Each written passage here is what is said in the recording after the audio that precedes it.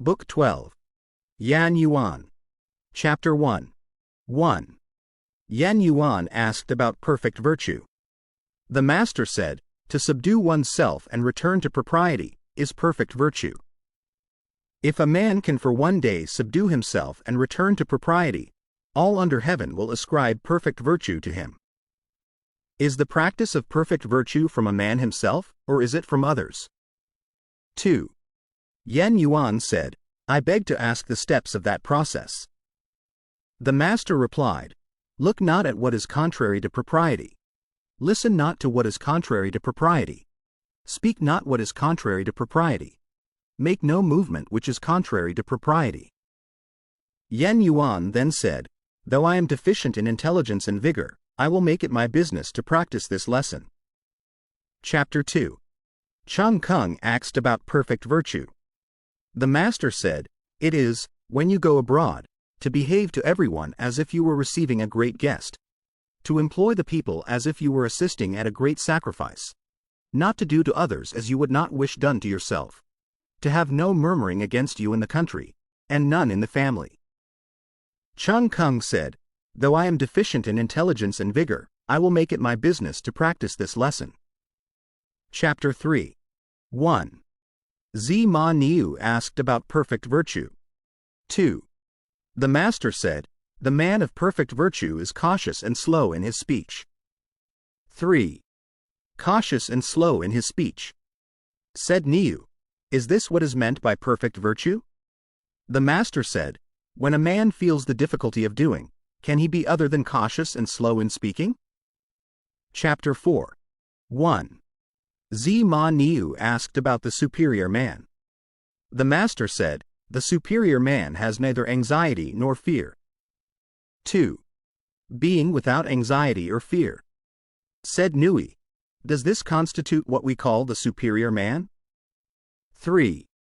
The master said, When internal examination discovers nothing wrong, what is there to be anxious about, what is there to fear? Chapter 5. 1. Zi Yuan, full of anxiety, said, Other men all have their brothers, I only have not. 2. Tzze Shah said to him, There is the following saying which I have heard. 3. Death and life have their determined appointment. Riches and honors depend upon heaven. 4. Let the superior man never fail everentially to order his own conduct, and let him be respectful to others and observant of propriety. Then all within the 4 seas will be his brothers. What has the superior man to do with being distressed because he has no brothers? Chapter 6. Tzze Cheng asked what constituted intelligence.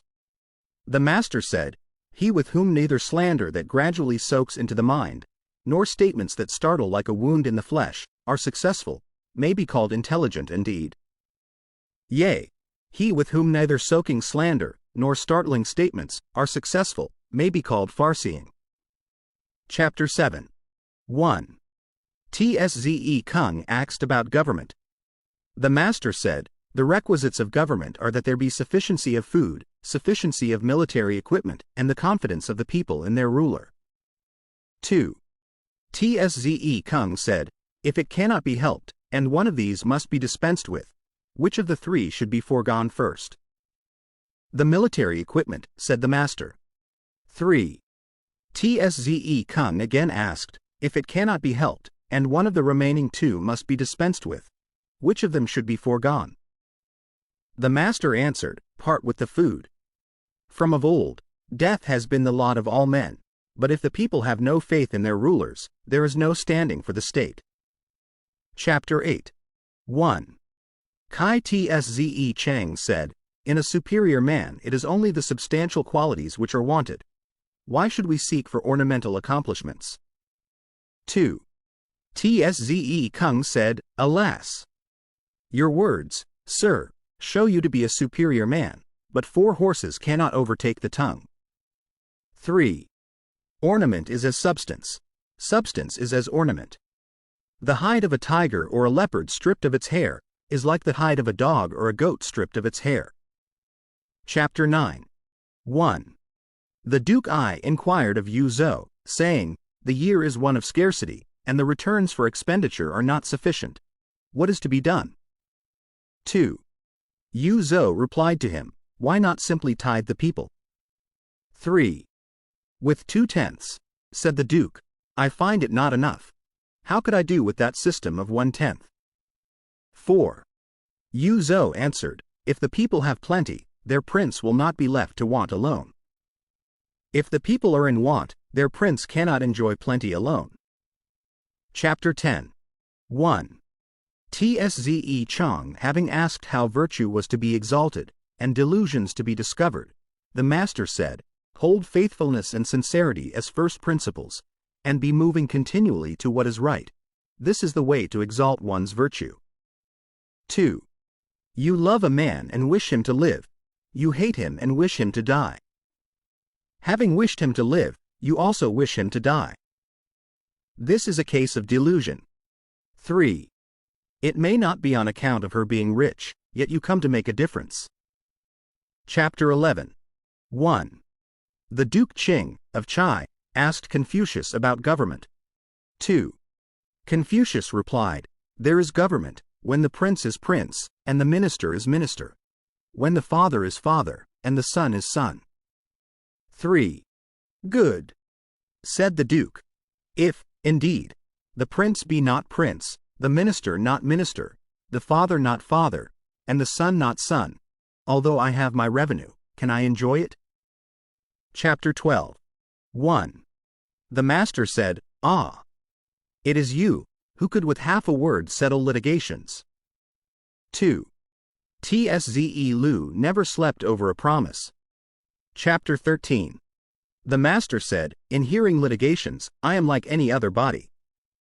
What is necessary, however, is to cause the people to have no litigations. Chapter 14.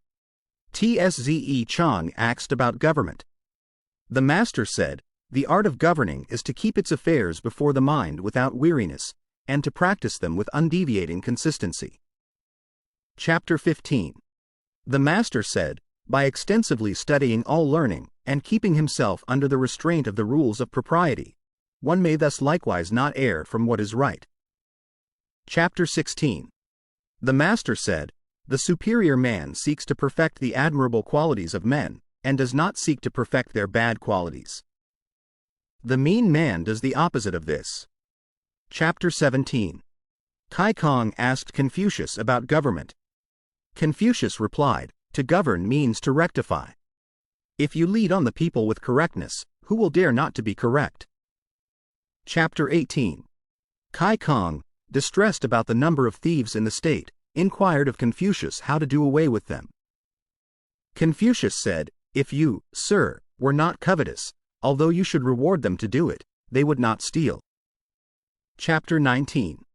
Kai Kong asked Confucius about government, saying, what do you say to killing the unprincipled for the good of the principled? Confucius replied, sir, in carrying on your government, why should you use killing at all? Let your evinced desires be for what is good, and the people will be good. The relation between superiors and inferiors is like that between the wind and the grass. The grass must bend when the wind blows across it. Chapter 20. 1. Sze Chang asked, what must the officer be, who may be said to be distinguished? 2. The master said, what is it you call being distinguished? 3. Sze Chang replied, it is to be heard of through the state, to be heard of throughout his clan. 4. The master said, that is notoriety, not distinction. 5. Now the man of distinction is solid and straightforward, and loves righteousness. He examines people's words, and looks at their countenances. He is anxious to humble himself to others. Such a man will be distinguished in the country. He will be distinguished in his clan. 6. As to the man of notoriety, he assumes the appearance of virtue, but his actions are opposed to it, and he rests in this character without any doubts about himself. Such a man will be heard of in the country. He will be heard of in the clan. Chapter 21. 1. Fan Chai, rambling with the master under the trees about the rain altars, said, I venture to ask how to exalt virtue, to correct cherished evil, and to discover delusions. 2. The master said, truly a good question. 3. If doing what is to be done be made the first business, and success a secondary consideration, is not this the way to exalt virtue? To assail one's own wickedness and not assail that of others, is not this the way to correct cherished evil? For a morning's anger to disregard one's own life, and involve that of his parents, is not this a case of delusion? Chapter 22. 1. Fan Chai asked about benevolence. The master said, it is to love all men. He asked about knowledge. The master said, it is to know all men. 2. Fan Chai did not immediately understand these answers. 3. The master said, employ the upright and put aside all the crooked. In this way the crooked can be made to be upright. 4. Fan Chai retired, and, seeing Sze Shah, he said to him, a little while ago, I had an interview with our master, and asked him about knowledge. He said, employ the upright, and put aside all the crooked. In this way, the crooked will be made to be upright. What did he mean? 5. Sze Shah said, truly rich is his saying. 6. Shun, being in possession of the kingdom, selected from among all the people, and employed Cao Yao, on which all who were devoid of virtue disappeared. Tang, being in possession of the kingdom, selected from among all the people, and employed I Yin, and all who were devoid of virtue disappeared. Chapter 23. Sze Kung asked about friendship. The master said, faithfully admonish your friend, and skillfully lead him on. If you find him impracticable, stop. Do not disgrace yourself. Chapter 24. The philosopher Sang said, the superior man on grounds of culture meets with his friends, and by their friendship helps his virtue.